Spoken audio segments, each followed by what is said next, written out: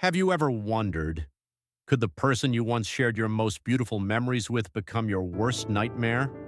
And what if you had to live that nightmare on a live broadcast in front of the entire world?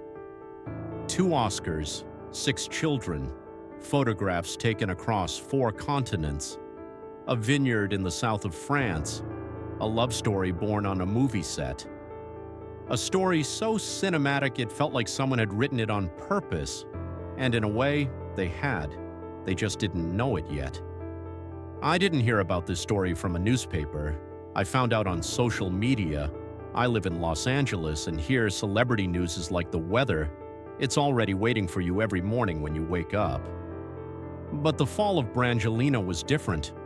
When that news dropped, I actually stopped for a moment, because this wasn't just a breakup story. This was the live collapse of a legend. Let's go back to 2004. Brad Pitt, the undisputed most attractive Hollywood star of his era, married to Jennifer Aniston, the brightest symbol of ordinary American happiness. Angelina Jolie was something else entirely. Dangerous, unpredictable, 2 marriages, a biography packed with scandal, and a charisma powerful enough to unsettle anyone in the room.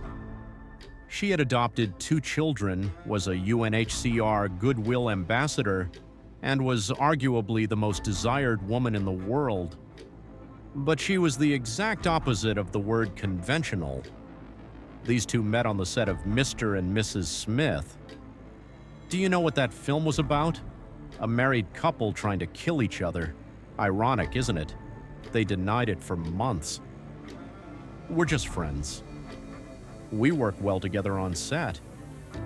But Brad left Jennifer. Then, before the divorce papers were even dry, the famous W magazine shoot appeared.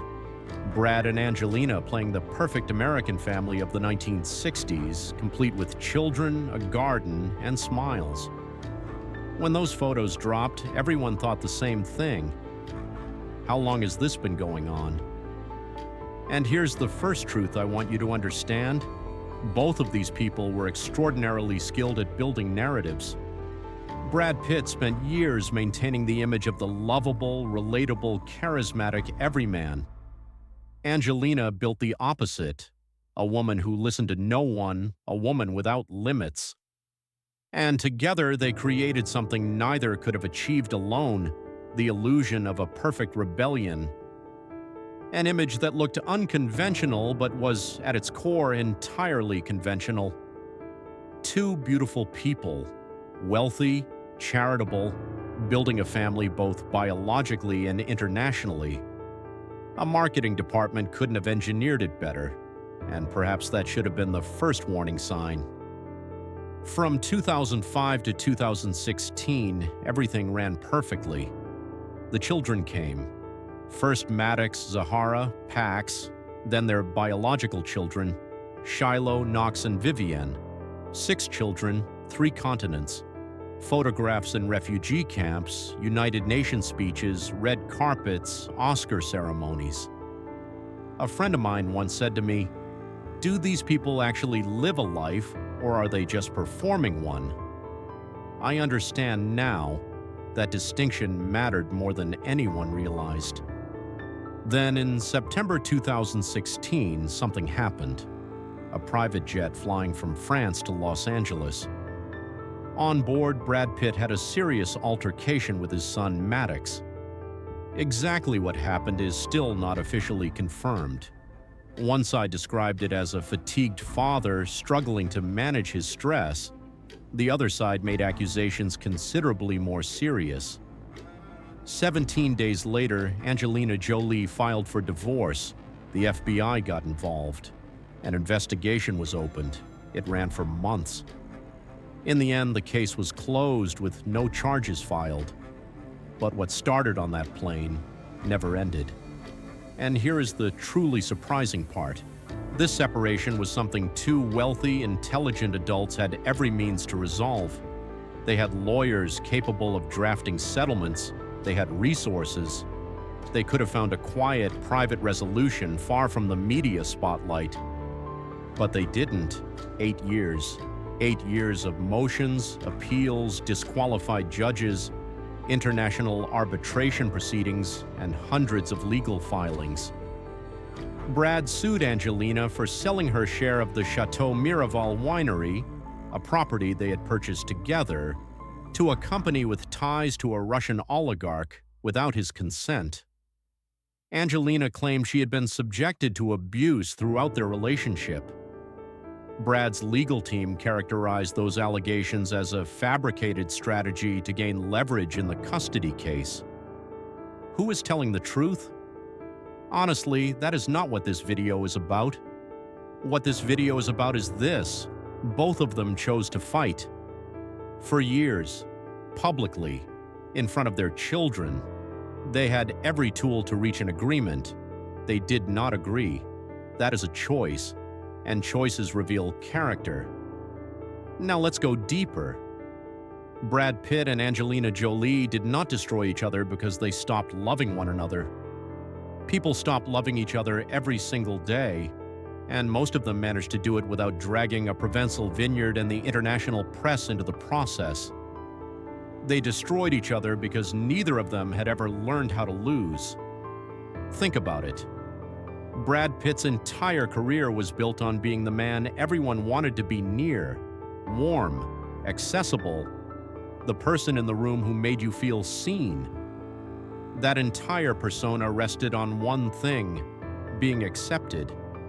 Angelina Jolie had built exactly the opposite: the woman who answers to no one, autonomous, unbreakable, someone who lives entirely by her own rules. When these two identities collide with a painful, contested, and very public divorce, something has to crack. Brad could not bear to be cast publicly as the villain. Angelina could not bear to appear as someone who had been harmed and stayed silent. Both of their public identities required a version of events in which the other person was the source of the problem, and so they fought. Because the alternative, accepting complexity, sharing blame, settling for an imperfect resolution, would have required them to step outside the characters they had spent decades constructing. They had played those characters for so long that when their real selves finally surfaced, neither of them knew what to do. The children, meanwhile, were trapped directly between those characters. This is the part I find hardest to look at directly. And now we arrive at the sharpest point of this entire story: Maddox Jolie Pitt, the name at the center of the 2016 plane incident. It was widely reported that he testified against Brad Pitt in the custody proceedings. He was a teenager when the incident occurred. He is an adult now. When this news came out, a friend forwarded it to me with a single message: "Did you hear? The son testified against him." That was the moment the full weight of this story hit differently. This was no longer just two celebrities getting divorced. This was a father watching his relationship with his own child be dismantled in a courtroom. Brad Pitt has spoken publicly on multiple occasions about the pain of being estranged from his children. He has described it as one of the greatest losses of his life. But here is what also needs to be said. During that same period, Brad's legal team was pursuing aggressive litigation strategies, countersuits, appeals, the Miraval battle.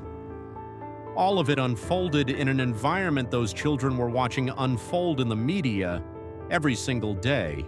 He was fighting for them, by fighting in a way that guaranteed they would watch their family destroy itself in public. This is not a character attack. It is a logical observation. You cannot claim your children's well-being is your priority while simultaneously turning their family into a decade-long legal spectacle. Neither of them could, and neither of them did.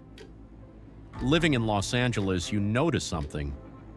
People here are extraordinarily skilled at building a version of themselves.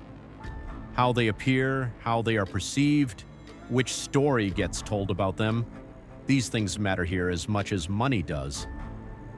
Brad Pitt and Angelina Jolie were among the best in the world at this. Two carefully managed public identities, running flawlessly for years. And for a brief window in time, they were inside the same story. Then the story turned dark, and the exits were far narrower than the entrances. Here's what we need to understand. Fame did not create their flaws. Fame did not cause the argument on that plane. It did not cause the years of litigation or the estrangement from their children. What fame did was simple. It built a stage in front of the entire world. And once they stepped onto that stage, hiding who they truly were was no longer an option. Because fame doesn't change who you are, it only reveals you more clearly. If this kind of deep analysis interests you, the real stories behind the fame, the way public images are built and then shattered, don't forget to subscribe to this channel. Every week we go beneath the surface of Hollywood and the entertainment world. Leave a comment with the question I've been thinking about. In your view, who is truly responsible in this story? Brad, Angelina, or the system that carried both of them to this point? I'd love to read your answers.